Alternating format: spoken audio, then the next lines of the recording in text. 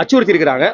இமீடியட்டா எனக்கு மனுதாரர் வந்து தொலைபேசியில் தொடர்பு கொண்டு இதை பற்றி சொன்ன உடனே மேலும் வந்து தாமதிக்காமல் உடனே வந்து ஒரு போலீஸ் புகார் அளிக்க வேண்டும் அப்படின்னு ஆன்லைனில் ஒரு போலீஸ் கம்ப்ளைண்ட் ரெஜிஸ்டர் பண்ணியிருக்கோம். போலீஸ் கம்ப்ளைண்ட் ரெஜிஸ்டர் பண்ணிட்டு அதோடைய ரெஃபரன்ஸ் காப்பி இது எல்லாத்தையுமே இன்னைக்கு டீட்டெயிலாக அஃபிடவிட்டா சொல்லி வழக்கு விசாரணைக்கு வந்தப்போ இந்த அப்சர்வேஷன்ஸை நாங்கள் சொன்னோம். அது சம்பந்தமா நீங்கள் எஃப்ஐஆர் கம்ப்ளைண்ட் கொடுத்துட்டீங்கல்ல, போலீஸ் வந்து உரிய நடவடிக்கை எடுப்பாங்க அப்படின்னு மாண்புமிகு நீதியரசர்கள் அவங்களுடைய அப்சர்வேஷனை சொன்னாங்க. இல்லை, அவங்க இருந்த லொக்கேஷனில் சிசிடிவி அதுமான வாய்ப்புகள் அமையலை. பேர் மட்டும் கேட்க முடிஞ்சுது. நான் உடனே ஃபோன் பண்ணி பேசினேன். என்கிட்ட அந்த நபர் ஃபோன் வாங்கி பேசினாரு. நானும் உடனே ரெக்கார்டிங் போட முடியல. பக்கத்தில் இருந்தவங்க உடனே அவங்க ஃபோனில் ஒரு ரெக்கார்டிங் போட்டாங்க. பாதியில் இருந்தால் ரெக்கார்டிங் ஸ்டார்ட் ஆயிருக்கு.